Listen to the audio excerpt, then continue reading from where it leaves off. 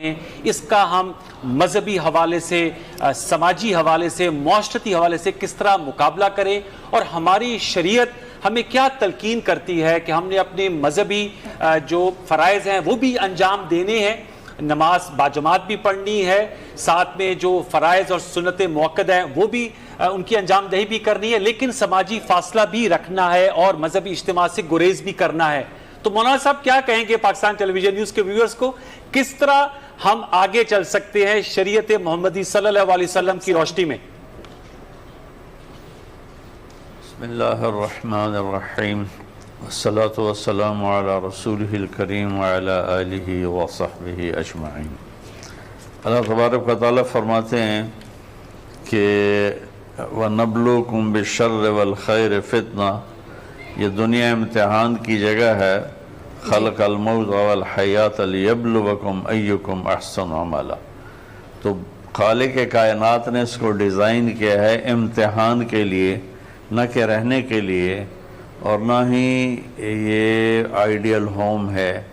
آپ ایک امتحان گاہ میں ہیں اور اس میں اللہ کی طرف سے ہر قسم کے حالات آئیں گے، اچھے بھی آئیں گے، سخت بھی آئیں گے۔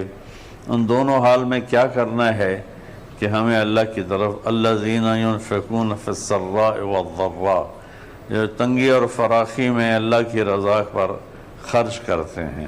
جی تو ایک تو یہ اللہ آسمانی آفت ہے، اس سے ہم لڑ تو نہیں سکتے، اس کے لیے ہم سجدوں میں پڑھ سکتے ہیں اور احتیاط کر سکتے ہیں۔ مہدی خلیفہ تھا ہارون رشید کا والد، اچھا، اس کے زمانے میں قحط آ گیا تو وہ بہت پریشان تھا، رعایا کے لیے کچھ سمجھ میں نہیں آ رہا تھا، ساری ایگریکلچر بارش پر تھی۔ تو رات کو اس کا خادم اسے دبا رہا تھا، جی، کہنے لگا کوئی کہانی سناؤ، دل بہت اداس ہے رعایا کے لیے۔ اس نے کہا بادشاہ سلامت، ایک لومڑی جا رہی تھی سفر پہ، اپنا بیٹا شیر کو دے کر گئی کہ تو بادشاہ ہے۔ شیر نے کمر پہ بٹھا لیا اور اس کو لیے پھرتا رہا۔ ایک دن اچانک عقاب کی نظر پڑی، اس نے جھپٹا مارا اور بچہ اٹھا لیا۔ شیر دیکھتا رہ گیا۔ چند دنوں کے بعد جب لومڑی آئی تو اس نے بادشاہ سے کہا کہ بادشاہ سلامت میرا بیٹا۔ تو شیر نے کہا بی بی وہ تو عقاب لے گیا۔ اچھا، کہا آپ تو بادشاہ ہیں، میں آپ کے ذمہ لگا کر گئی تھی۔ اس نے کہا لومڑی بیوی اگر یہ زمینی آفت ہوتی تو میں اس سے ٹکر لیتا، یہ آسمانی آفت تھی، صحیح، میں اس سے کیا ٹکر لے سکتا تھا۔ اس نے کہا بادشاہ سلامت امیر المومنین، یہ آسمانی آفت ہے، اللہ کے سامنے جھک جاؤ۔ اس نے اسی وقت وہ اٹھا، وضو کیا، مصلی بچھایا اور سجدے میں اتنا رویا کہ اس کا سارا سجدہ آنسوؤں سے تر ہو گیا۔ تو ابھی اس نے مصلی سے اٹھا نہیں تھا کہ اللہ تعالیٰ نے گھنگور گھٹا بھیجی، بادل آئے اور بارش برسی اور سارا علاقہ سرسبز ہو گیا۔ یہ ایک آسمانی آفت ہے، اس سے ہم ظاہری تدابیر اختیار کریں گے، میرے نبی نے فرمایا ہے، لیکن اس کا اصل علاج ہے کہ ہم نے زمین کو گندا کر دیا ہے اپنی نافرمانی سے۔ جی، اللہ اسے صاف کرنا چاہتا ہے، تو ہم اللہ تعالیٰ کا تعاون کریں، ہم ظلم چھوڑیں، ہم جھوٹ چھوڑیں، ہم دھوکہ بازی چھوڑیں، ماں باپ کی نافرمانی چھوڑیں، مولانا صاحب، سود شراب جی خوف، بالی تنگی، افلاس، خرابی صحت، تجارت میں نقصان، یہ سب وہ چیزیں ہیں جو قرآن پاک میں رب تعالیٰ فرماتا ہے کہ ہم آزمائیں گے تمہیں، لیکن دوسری جانب اللہ یہ کہتا ہے کہ جب ان پر کوئی تکلیف آتی ہے تو وہ شکر ادا کرتے ہیں، شور نہیں مچاتے اور کہتے ہیں انا للہ و انا الیہ راجعون، اور پھر کہتے ہیں کہ ہم اللہ کے ہیں، حالات بھی اللہ کی طرف سے آئے ہیں۔ آپ سمجھتے ہیں کہ آج کل کے دور میں اسی تناظر میں انسان اتنا باشعور ہے کہ وہ اس فہم کو سمجھ سکے، اس بات کو سمجھ سکے، رب کے فرمان کو سمجھ سکے کہ رب کیا فرما رہا ہے؟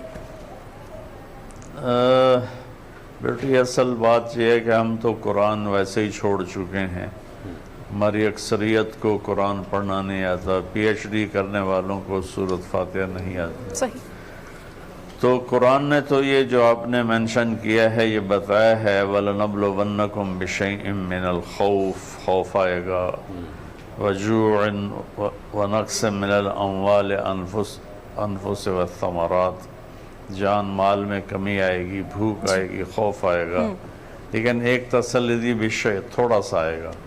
پھر فرمایا وبشر الصابرین، صبر والوں کو خوشخبری سناؤ۔ قالوا الذین اذا اصابتهم مصیبت، ان پر جب کوئی مصیبت آتی ہے تو کہتے ہیں انا للہ و انا الیہ راجعون، کہ اللہ کی طرف سے ہے، اللہ کی طرف لوٹ کے جانا ہے۔ بلا شبہ تو 3 آزمائشیں تھیں، تو 3 اللہ تعالیٰ نے خوشخبریاں سنائیں۔ اولئک علیہم صلوات من ربہم، ان کے لیے اللہ کی طرف سے شاباش ہے، ورحمہ، اور ان کے لیے اللہ کی طرف سے رحمت ہے، واولئک هم المہتدون، اور یہی لوگ ہیں جو ہدایت یافتہ ہیں۔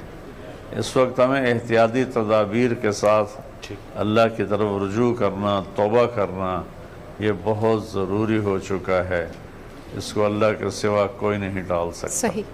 اچھا مولانا صاحب، آپ نے بالکل صحیح کہا کہ اس کو اللہ کے سوا کوئی نہیں ٹال سکتا، اور آپ نے بہت اچھا جملہ بولا کہ ہمیں استغفار پڑھنا چاہیے اور اس سے ہم لڑ نہیں سکتے۔ میں آپ سے جاننا چاہوں گا، آپ کی بہت زیادہ لوگ آپ کی بات کو سنتے ہیں، آپ کی توانا آواز ہے، اب کیسے توازن برقرار رکھا جائے؟ جو فرائض جو مذہب نے ہم پر عائد کیے ہیں وہ بھی ہم نے نبھانے ہیں، رمضان شریف کی بھی آمد ہے، نماز تراویح بھی پڑھی جاتی ہے، سعودی عرب نے تو اعلان کیا ہے کہ نماز تراویح گھر پڑھیں۔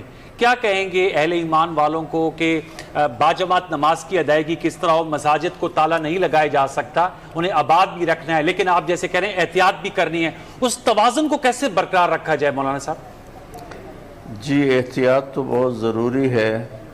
اللہ تبارک و تعالیٰ کے محبوب صلی اللہ علیہ وسلم سے بڑھ کر توکل والا کون ہوگا؟ لیکن بخاری شریف کی روایت ہے، آپ نے فرمایا فر من الجذام کما تفر من الاسد، کہ وبائی مرض کا جو شکار ہے اس کو دیکھ کے ایسے دوڑو جیسے شیر کو دیکھ کے دوڑتے ہو، کہ آگے وہ شفٹ نہ ہو جائے۔ اب یہ اللہ کے نبی ہمیں یہ سبق دے رہے ہیں۔ دوسری مسلم شریف کی روایت ہے کہ طائف کا وفد آیا آپ سے بیعت کرنے، 40 آدمی تھے، ان میں ایک وبائی مرض کا شکار تھا، تو آپ نے 39 کی بیعت فرمائی مصافحے کے ساتھ، اور اس کی بیعت فرمائی بغیر مصافحے کے ساتھ، تو فرمایا بس تیری بیعت ہو گئی۔ اور حیثمی کی روایت ہے جناب حضرت علی رضی اللہ تعالیٰ عنہ علیہ السلام کی، کہ تمہارے اور وبائی مریض کے درمیان قید و رمح، ایک نیزے کا فاصلہ ہونا چاہیے، اچھا، جو تقریباً 6 فٹ ہوتا ہے، اور آج کل یہی کہہ رہے ہیں ہمارے ڈاکٹر 6 فٹ، 6 فٹ 4 فٹ کے فاصلے سے۔ تو ان احتیاطی تدابیر کو بھی اختیار کرنا ہے، اور اس کے ساتھ اپنی مسجدوں کو، اس میں مفتی تقی صاحب زیادہ اتھینٹک ہیں، چونکہ وہ فتوے سے متعلق ہیں، میرا فتوے سے تعلق نہیں ہے، تو جیسے مفتی تقی صاحب ارشاد فرمائیں پورے ملک کو اس کے مطابق عمل کرنا۔ مولانا صاحب، ہم نے مفتی تقی عثمانی صاحب سے بھی گفتگو کی تھی، اور انہوں نے تو یہی کہا ہے کہ آپ لوگ جو حکومت نے جیسے کہا ہے، اور طبی ماہرین بھی کہہ رہے ہیں کہ سماجی فاصلہ رکھیں، مذہبی اجتماعات سے، ذکر اذکار کی محافل سے پرہیز کریں ان دنوں میں۔ میں آپ سے جاننا چاہوں گا کہ مشکل کی یہ گھڑی ہے، اور ظاہر بات ہے بہت سے جو دیہڑی دار طبقہ ہے، جو ہمارا کمزور طبقہ ہے، وہ اس سے متاثر ہو رہا ہے، کیونکہ ملک اس وقت لاک ڈاؤن ہے ملک میں۔ کیا کہیں کہ کس طرح بحیثیت مسلمان ہم دوسرے مسلمان کی مدد کر سکتے ہیں اس مشکل کی گھڑی میں؟ کیا جذبہ ایمانی ہونا چاہیے، کیا قوت ایمانی ہونا چاہیے، اور اس کے بہت سے اس کے خوف میں مبتلا بھی نہیں ہونا چاہیے؟ مولانا صاحب دیکھیں، اس مشکل گھڑی میں اللہ تعالیٰ جن اپنے بندوں کو مال دیا ہے اور بہت زیادہ دیا ہے، وہ اس مشکل گھڑی میں غریبوں کی مدد کریں، ان کے گھر راشن پہنچائیں، ان کی ضروریات کا خیال کریں، چونکہ گیدرنگ سے تو یہ چیز پھیلتی ہے۔ تو اب کرنا ہے لاک ڈاؤن یا لاک ڈاؤن بند کرنا ہے، یہ تو حکومت کا فیصلہ ہے جیسے وہ کہیں، لیکن ہمارے مالداروں کے لیے ہے کہ جب تک یہ صورتحال ہے کہ غریب لوگ کام، جو دہاڑی دار تھے ان کا کام رک گیا ہے، تو مالدار لوگ اپنے دسترخوان بچھائیں اور روشن پہنچائیں، کھانا کھلائیں، جیسے ملک ریاض صاحب پہلے سے 2 لاکھ آدمیوں کو روزانہ کھانا کھلاتے ہیں، ماشاءاللہ اللہ ان کا بھلا کرے۔ ایسے بڑے سخی لوگ ہیں، ان سے زیادہ مالدار ہیں، وہ لوگوں کو راشن دیں اور ان کو پہنچائیں۔ تو اس وقت کی ضرورت یہ ہے کہ ہم یہ کام کریں کہ یہ اللہ تعالیٰ کو بہت ہی زیادہ پسند ہے۔ اچھا مولانا صاحب، فلق تحمل، ایک روایت ہے کہ حضرت ابو ہریرہ رضی اللہ تعالیٰ عنہ کے پیٹ میں درد تھا، تو نبی پاک صلی اللہ علیہ وسلم نے دریافت کیا کہ ابو ہریرہ کیا ہوا؟ انہوں نے کہا کہ میرے پیٹ میں درد ہے، تو نبی پاک صلی اللہ علیہ وسلم نے فرمایا کہ ابو ہریرہ اٹھو، نماز پڑھو، نماز میں صحت ہے۔ اپنے بچاؤ کے لیے ہم کیا نوافل ادا کر سکتے ہیں؟ اپنے آپ کو اگر خدا کے سپرد کر دیں، بغض، عداوت یا اس طرح کی حسد، گالی، نفرت، غیبت، اگر اپنے دل کو بھی ان تمام چیزوں سے پاک کر دے، تو آپ سمجھتے ہیں کہ اندر کے اور جو باہر کے اعمال ہیں وہ جب مل جاتے ہیں، صاف ستھرے ہو جاتے ہیں، تو ہم خدا کے حصار میں آ جاتے ہیں؟ بالکل آپ نے صحیح فرمایا۔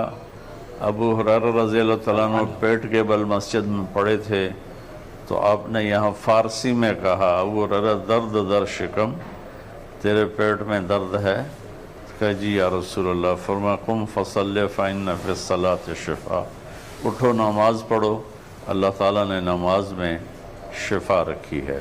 جی، تو ایک تو ظاہری اعمال ہیں، نماز پڑھنا، نفل پڑھنا، توبہ، استغفار، اور ایک جو آپ نے اشارہ کیا ہے ماشاءاللہ ماشاءاللہ بہت ہی خوبصورت کیا ہے، اس کی طرف عام طور پہ توجہ نہیں کہ ہم غیبت سے بچیں، بغض سے بچیں، نفرت سے بچیں، کینہ سے بچیں، مذہبی نفرت سے بچیں، سیاسی نفرت سے بچیں، قومی نفرت سے بچیں، اپنے دل کو مضبوط کریں۔ تو یہ دل کی مضبوطی کا عمل ہے، اپنے دل کو صاف رکھنا۔ جی، یہ اللہ کے فضل و کرم سے اندر باہر سے حفاظت کا اللہ تعالیٰ کا نظام چلے گا اس کے لیے۔ مولانا صاحب، آپ کا درس میں اکثر سنتا ہوں اور آپ اکثر اپنی گفتگو میں کہتے ہیں کہ مسلمانوں تول میں فرق نہ رکھو، جتنا کہتے ہو اتنا ہی تولو، ذخیرہ اندوزی نہ کرو، منافع خوری نہ کرو۔ ان دنوں میں بھی ہم دیکھ رہے ہیں بدقسمتی سے کہ جو ایسی حرکات ابھی بھی جاری ہیں۔ آپ نے کہا کہ اللہ کا یہ عذاب ہے اور ہے بھی، اور اللہ سے رجوع کریں۔ تو ایسے لوگوں کو کیا پیغام دیں گے، کیا نصیحت کریں گے؟ میں چاہوں گا پاکستان ٹیلی ویژن کے پلیٹ فارم سے ان کے لیے کچھ کہیں گے کہ انہیں خوف خدا ان کو دیکھنا چاہیے کہ جو ناپ تول میں کمی نہ کریں، اور جو نرخ ہے اس کے مطابق یہ چیز کو بیچیں۔ آسمان سے باتیں کر رہی ہیں مختلف اشیاء ضروریات کی قیمتیں۔ جی آپ نے صحیح فرمایا ہے، اس میں انسانی اخلاق جب تک زندہ نہ ہوں تو آدمی پیسے کا ہی غلام ہوتا ہے، اور اللہ تعالیٰ کے نبی نے فرمایا تعس عبد الدینار و عبد الدرہم و عبد القطیفہ۔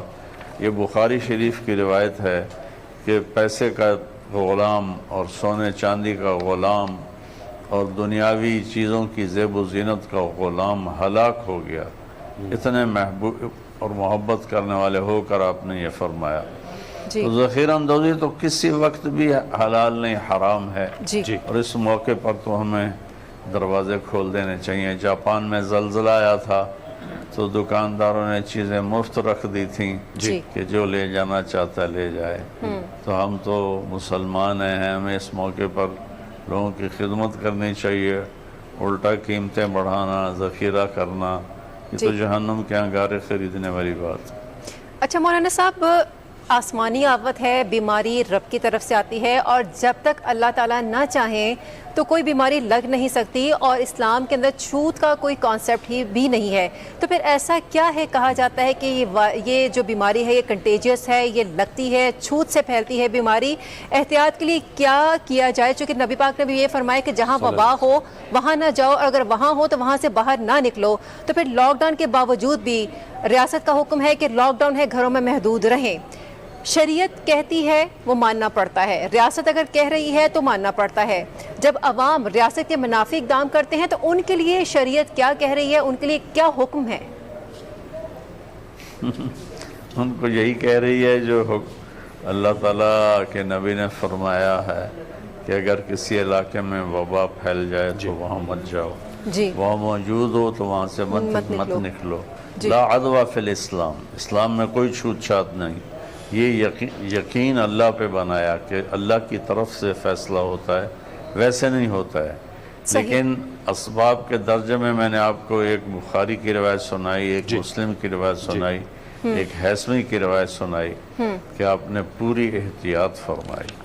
تو اس میں احتیاط کا پہلو بھی ضرور مد نظر رکھنا ہے اور یقین اللہ پہ رکھنا ہے کہ فیصلہ اللہ کی طرف سے. اچھا مولانا صاحب، پہلے بھی میں سوال کیا تھا کہ باجماعت نماز کی ادائیگی، اب نماز جمعہ ہوتی ہے لیکن چونکہ حکومت نے کہا ہے اور ویسے بھی سب کہہ رہے ہیں کہ جی آپ سماجی فاصلہ رکھیں اور اس بہت محدود انداز میں نماز جمعہ کی ادائیگی ہو. کچھ لوگوں کے ذہنوں میں ابہام پایا جاتا ہے، شش و پنج کا شکار ہیں کہ کیا کریں، اب کس طرح نماز جمعہ کی ادائیگی ہو، اب رمضان شریف آنے والا ہے، تراویح. تو اس حوالے سے آپ کہیں گے، آپ بتائیں گے کہ کیا طرز عمل اختیار کرنا چاہیے، کچھ اس پہ روشنی ڈالیں گے؟ اس میں جو مفتی تقی صاحب نے ارشاد فرمایا ہے بس وہی بات صحیح ہے کہ صاحب فتویٰ حیثیت رکھنے والی وہ شخصیت ہیں. ایک حدیث سناتا ہوں جی بالکل، جس سے ہمیں اس کی تائید ملتی ہے. ٹھیک. اذان حضرت بلال نے دی تو بارش شروع ہو گئی تیز. اچھا. تو آپ نے بلال سے کہا اعلان کرو الا صلو فی رحالکم، بالکل، کہ سارے لوگ اپنے اپنے گھروں میں نماز پڑھو، مسجد میں مت آؤ. اچھا. تو بارش میں مسجد میں آنے کا صرف اتنا ہی خطرہ تھا، کپڑے گیلے ہو جائیں گے، کچی گلیاں تھیں تو کیچڑ لگ جائے گا، لیکن کسی بیماری کے لگنے کا خطرہ تو نہیں تھا. تو یہاں اس سے زیادہ یہ ضرورت موجود ہے کہ آپ نے امت کو تکلیف سے بچانے کے لیے فرمایا صلو فی رحالکم، اپنے گھروں میں نماز پڑھو. تو اگر ایک بڑی بیماری اس سے پھیلتی ہے تو احتیاط کرنی چاہیے. ٹھیک. اچھا مولانا صاحب، نبی پاک صلی اللہ علیہ وسلم کی سنت سے کیسے علاج ہو سکتا ہے جو کہ صدقہ و خیرات و بلیات کو ٹالتا ہے؟ اور ایک حدیث یہ بھی سننے میں آتی ہے کہ اپنے مریضوں کا علاج کرو صدقے کے ساتھ. یہ صدقہ بہت اقسام کا ہوتا ہے، کس شکل میں بات کی گئی ہے خاص طور پر؟ یہ اللہ کے نبی نے فرمایا کہ داووا مرضاکم بالصدقہ وحسنوا اموالکم بالزکاة اور واستقبلوا امواج البلاء بالدعاء. آپ نے فرمایا کہ اپنے مریضوں کا علاج کرو صدقہ کے ساتھ.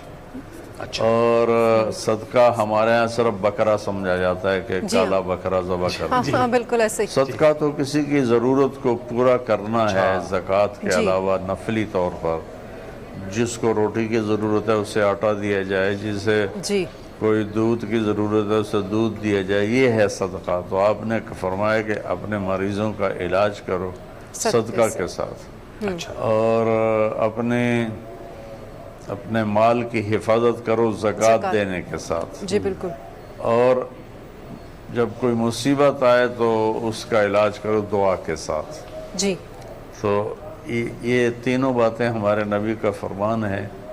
اس پر اگر ہم یقین کے ساتھ عمل کریں گے تو اللہ حفاظت فرمائے. مولانا صاحب یہ بتائے گا، وزیر اعظم عمران خان نے کرونا ریلیف فنڈ بھی بنایا ہے، تو کیا چونکہ ظاہر بات ہے زکوٰۃ ہم سب پر فرض ہے، زکوٰۃ کے پیسے بھی اس میں جمع کرائے جا سکتے ہیں؟ میں چاہوں گا اس حوالے سے بھی ضرور بتائیے گا. کوئی لوگ اپنے زکوٰۃ کے پیسے جی بالکل اچھا بالکل جمع کرائیں. بہت اچھی اسکیم انہوں نے بنائی ہے، اللہ کامیاب کرے اور غریبوں تک یہ مال پہنچے. تو اس میں زکوٰۃ دینا بالکل بہت بڑا اجر ہے. ٹھیک ہے. اور یہ بھی اکثر کہا جاتا ہے، ظاہر بات ہے آپ کو علم ہے، آپ کا سیاست سے کوئی تعلق نہیں، لیکن ہمارے معاشرے میں اختلاف رائے پایا جاتا ہے، ہر بہت سی چیزوں پر پایا جاتا ہے. تو حاکم وقت جو بات کہے اس کی اطاعت کس قدر لازمی ہے، میں آپ سے جاننا چاہوں گا، کیونکہ مختلف آراء لوگ اس معاشرے میں ہیں، مختلف ان کے سیاسی خیالات ہوتے ہیں، مختلف مسلکی خیالات ہوتے ہیں. کیا نام ہے آپ کا؟ سید انوار الحسن. جی سید انوار الحسن نام. ماشاءاللہ آپ تو سید ہیں، آپ مجھے مولانا کہیں، صرف مولوی کہیں. تو سادات کی میرے ہاں بہت عزت ہے میرے دل میں. بہت شکریہ. دیکھیں آپ نے بڑا دکھتا سوال، میری دکھتی رگ پہ آپ نے ہاتھ رکھا ہے. جی. کہ ہمارے جو عوام ہیں ان میں نہ سلیقہ ہے، نہ طریقہ ہے، نہ اخلاق ہیں، اور اس قدر ہائپر ہو جاتے ہیں کہ اس کی انتہا کو چھو جاتے ہیں، نافرمانی کی، بد اخلاقی کی. جیسے آپ نے فرمایا میرا اللہ کے فضل سے سیاست کے ساتھ کوئی تعلق نہیں، میں کسی سیاسی جماعت کا فرد نہیں ہوں جی بالکل، اور سارے سیاسی لوگ میرے ہیں، Yes. میرے بھائی ہیں، میرے پاکستانی بھائی ہیں، میں سب سے ملتا ہوں کیونکہ میرا کام ہے اللہ کا پیغام پہنچانا۔ درست جی اور کوئی کہتا ہے اللہ والے بادشاہوں کے پاس نہیں جاتے، بادشاہ اللہ والوں کے پاس آتے ہیں۔ میں نے کہا فرعون سے بڑا بادشاہ نہیں تھا اور موسیٰ علیہ السلام سے بڑا اللہ والا کوئی نہیں تھا، تو اللہ نے کہا اذهب الى فرعون انه طغى، جا فرعون کو دعوت دے، وہ سرکش ہو گیا ہے۔ چونکہ مدت ہوئی سیاد نے چھوڑا بھی تو کیا، تاب پرواز نہیں، راہ چمن یاد نہیں۔ ایک زمانہ ہوا یہ امت اپنے مقصد دعوت کو بھلا بیٹھی، جی تو اب کوئی ان کو پتہ ہی نہیں چلتا کہ اس کام کے تقاضے ہیں لوگوں کے پاس جانا۔ میں 92 سے شاہ جی مل رہا ہوں بادشاہوں سے، اس وقت اتنا میڈیا نہیں تھا تو چیز اوپن نہیں ہوتی تھی۔ جب محترمہ بے نظیر بھٹو شہید رحمۃ اللہ علیہ کی شہادت ہوئی، میں مدینہ میں تھا، اچھا تو میں وہاں سے آیا، میرا گاؤں ملتان کے کوئی 1.25 گھنٹے کی ڈرائیو پر ٹورڈز لاہور ہے۔ ملتان سے میں نے فلائٹ لی، میں کراچی گیا، وہاں دوستوں کو ساتھ لے کر میں گڑھی حبیب اللہ پہنچا، ان کی قبر پہ فاتحہ پڑھا۔ بھٹو صاحب رحمۃ اللہ علیہ تو ہمارے حل دل عزیز تھے، ان کی قبر پہ فاتحہ پڑھا، سارے بھٹو خاندان پہ فاتحہ پڑھا۔ تو اگر اس وقت میڈیا زندہ ہوتا تو نون لیگ والے جمعیت والوں نے مجھے کہنا تھا یہ بھی پیپل پارٹی کا چمچہ ہو گیا ہے اور یہ بھی ان سے کچھ لینا چاہتا ہے۔ پھر میاں نواز شریف صاحب حکمران تھے، میں حکمرانوں کے لیے بد دعا نہیں کرتا ہوں، ہمیشہ دعا کرتا ہوں۔ اچھی بات، بد دعا کرنے کا کیا فائدہ، وہ ہلاک ہو جائیں۔ دعا کرنے کا فائدہ ہے کہ وہ بھی ہدایت پہ آ جائیں گے، ملک بھی ہدایت پہ آ جائیں۔ میں شہباز شریف صاحب کے لیے، میں نواز شریف صاحب کے لیے، میں اللہ کو گواہ بنا کے کہہ رہا ہوں، میں نے حرم میں دعائیں کی، میں نے طواف میں دعائیں کی، میں نے ان کے سلام پہنچائے، میں نے ان کے لیے کھڑے ہو کر مواجہ شریف اور روضہ رسول کے سامنے کھڑے ہو کر ان کے لیے دعائیں کی کہ اللہ ان کو صحیح راہبری فرما۔ تو اب میں نون لیگ کا ہو گیا؟ ہرگز نہیں۔ میں نے بیگم کلثوم نواز رحمۃ اللہ علیہ کا جنازہ پڑھا تو پی ٹی آئی والوں نے میرے اوپر چڑھائی کر دی، چمچہ ہے، حکومت درباری ہے۔ اور اب جب میں نے عمران خان کی تعریف کی جس کا وہ حقدار ہے، اللہ کی قسم میں نے خوش آمدی ہوں۔ میں نے پچھلے بھی اپنے واضح کیا تھا کہ میں آج تک حکمرانوں سے شرمندہ نہیں ہوں کہ میں نے ایک تھیلے ایک پیسے کا میں نے ان سے کبھی نفع نہیں اٹھایا، اور صرف کبھی چائے یا کھانا۔ تو میں عمران خان کی تعریف اس لیے کرتا ہوں کہ وہ تعریف کے قابل ہے، اور غلطیاں ہر انسان میں ہوتی ہیں۔ تو میں نے اس کی تعریف کی تو جمعیت والے علماء ہو کر مجھے اتنی گالیاں نکالی کہ اتنی گالیاں تو بازاری لوگ بھی نہیں نکالتے جیسے انہوں نے گالیاں نکالی، اور پتہ نہیں کیا کچھ کہا۔ میں اس کو دفع کرتا ہوں اللہ کے فضل سے، میں اپنے دل میں سب سے اپنے من کو صاف رکھتا ہوں۔ مولانا صاحب یہ تو آپ کی اعلیٰ ظرفی ہے، اور یقیناً پھر جو دین کی خدمت آپ کر رہے ہیں اس میں تو ان باتوں کی گنجائش ہی نہیں ہے، نظر انداز کرنا میں اپنی بات پوری کر لوں۔ ہاں، تو عمران خان کی میں نے تعریف کی تو جمعیت والے کہتے تھے یہودی ایجنٹ ہے، یہودی ایجنٹ ہے۔ تو اس پر میں کہتا تھا عمران بہت اچھا آدمی ہے، بڑی محنت کر رہا ہے، بڑی کوشش کر رہا ہے۔ تو نون لیگ والے ناراض ہو گئے، جمعیت والے ناراض ہو گئے کہ یہ پی ٹی آئی کا چمچہ ہو گیا ہے۔ اللہ کے فضل سے میں نے ان کے پاس چمچے سے کوئی ایک آدھ مٹھائی کا ٹکڑا تو کھایا ہے، چمچہ میں نہیں بنا ہوں۔ اللہ نے مجھے اپنے گھر میں اتنا کچھ دیا ہے کہ میری اگلی نسلیں بھی اسے آرام سے کھا سکتی ہیں۔ تو اتنی تکلیف ہوتی ہے، اپنے دکھلی رگ پہ ہاتھ رکھ دیا کہ چلو عام لوگ تو گالیاں نکالتے ہیں۔ پچھلی دعا میں عمران خان صاحب کے لیے دعا کروائی تو اس پر جمعیت والے اور نون لیگ والے اس قدر بدتمیز ہوئے کہ میری دعا کا بھی مذاق اڑایا، اور کسی نے کالم بھی لکھا کہ وہ دعا کم تھی، قصیدہ زیادہ تھا۔ تو ہمارے لوگوں میں نہ شعور ہے، نہ علم ہے، نہ ادراک ہے، ہم ایک سیکنڈ میں ہائپر ہوتے ہیں، ایک سیکنڈ میں۔ تو اللہ کا فضل ہے، میں سب سے دل جو مجھے گالیاں بھی نکالتے ہیں میں ان کے لیے اپنے دل کو صاف کرتا ہوں۔ مولانا صاحب یہ آپ کی اعلیٰ ظرفی ہے۔ ایک ساتھ یہ آپ کی ظرفی ہے؟ چند دن پہلے ایک ساتھی نے مجھے فون پہ اتنی سنائی کہ مجھے 50 سال میں کبھی کسی نے اتنی بدتمیزی کے ساتھ کسی نے بات نہیں کی جتنی اس نے کی، اور اللہ کی قسم، اس کے کبریائی کی قسم، میرے دل میں اس کے لیے ایک رائی کے برابر کوئی میل نہیں، لیکن 2 دن میں سر درد میں پکڑا رہا کہ اس نے فائر اتنے کیے تھے کہ اس نے مجھے ہلا کے رکھ دیا۔ آپ کی وسیل میرا سیاست سے کوئی تعلق نہیں، میرا تعلق تبلیغی جماعت سے ہے اور موت تک رہے گا، میں تبلیغ والا ہوں۔ میرا کام ہے ڈاکیے کا کہ میں نے سب کے پاس جانا ہے، سب کو اللہ کا پیغام سنانا ہے۔ مولانا صاحب یہ اب جاننا چاہوں گا جو ہمارے ڈاکٹرز اور پیرامیڈک سٹاف اس وقت خدمات سر انجام دے رہے ہیں، ان کے حوالے سے آپ کیا کہنا چاہیں گے؟ ان کی بھی ہم نے حوصلہ افزائی کرنی ہے کیونکہ وہ اس کی مجاہدین کا کردار ادا کر رہے ہیں، ان کے لیے کچھ کہنا چاہیں گے؟ کل میں ایک ڈاکٹر کو سن رہا تھا، ان کا وہ ڈیلی جب گھر سے نکلتے ہیں تو یہ سوچ کے نکلتے ہیں ڈو اور ڈائی، تو میں چاہوں گا آپ ان کے حوالے سے کیا کہیں گے؟ ہمیں ان کو کیسے جی تعریف کیسے کی جائے؟ میں نے ایک کلپ مستقل ریکارڈ کروایا تھا ڈاکٹر حضرات کی حوصلہ افزائی کے لیے، اچھا، کہ میرے ایک بہت پیارے دوست ہیں، تو سہیل صاحب جے ڈاٹ والے، جی ہم 3 بھائی تھے، جنید، سہیل اور طارق جمیل۔ جی جنید چلے گئے، میں اور سہیل ہیں، ملنا تو کبھی کبھی ہوتا ہے لیکن محبت دل کی گہرائیوں میں ہے۔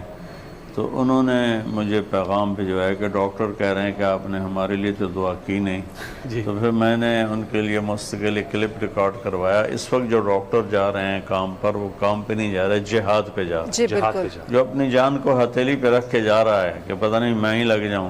میرے دوست ہیں کارڈیالوجسٹ ہیں لنڈن میں، انہوں نے بتایا کہ ہم 3 ڈاکٹر اور 2 نرسیں تھیں، ہم نے ایک کرونا والے مریض کا ہارٹ آپریشن کیا، ہمیں پتہ نہیں تھا، ہم 5 کو کرونا ہو گیا، اور بڑی مشکل سے انہوں نے سروائیو کیا۔ تو میرا سلام ہے ان ڈاکٹروں کو، لیڈی ڈاکٹرز کو، نرسز کو، جو ہماری بچیاں تھوڑی تھوڑی تنخواہ پہ بیچاری کام کرتی ہیں، سویپرز کو، صفائی کرنے والوں کو، یہ سب اس وقت میرے سر کے تاج ہیں، جو جان کو ہتھیلی پہ رکھ کے اور مریضوں کے لیے اپنے آپ کو وقف کیا ہوا ہے۔ اللہ ان کو ضائع نہیں کرے گا، نہ نسلوں کو اللہ ضائع کرے گا۔ اچھا مولانا صاحب، 2 کوشچن میں آپ سے کرنا چاہوں گی۔ ایک تو یہ کہ وبائی امراض سے جو افراد فوت ہو جاتے ہیں وہ شہید کے زمرے میں آتے ہیں، وہ شہید کہلاتے ہیں، ایک تو یہ، اور دوسرا یہ کہ ایسی صورتحال میں کون سی دعائیں مسنون ہیں؟ چونکہ ہم دیکھتے ہیں کہ سوشل میڈیا کے اوپر بہت سی غیر مستند دعائیں لکھی جاتی ہیں، وہ بعض اوقات نہیں پتہ چلتا کس کو فالو کیا جائے، کس کو پڑھا جائے، تو اس صورتحال میں آپ ہماری رہنمائی فرمائی کہ کون سی دعائیں مانگی جا سکتی ہیں؟ جی اللہ کے نبی کا فرمان ہے کہ وبائی مرض میں مرنے والا شہید ہوتا ہے تو شہادت صرف جو اعلیٰ درجے کی شہادت ہے وہ تو میدان جہاد میں ہے۔ اس کے بعد آپ نے شہادت کی کئی قسمیں بتائیں، تو اس میں آتا ہے کہ جو پیٹ کی بیماری میں مرتا ہے وہ بھی شہید ہوتا ہے، جو پانی میں ڈوب کے مرتا ہے شہید ہوتا ہے، جو آگ میں جلتے کے مرتا ہے شہید ہوتا ہے، جو موذی امراض میں مبتلا ہو کے مرتا ہے وہ شہید ہوتا ہے۔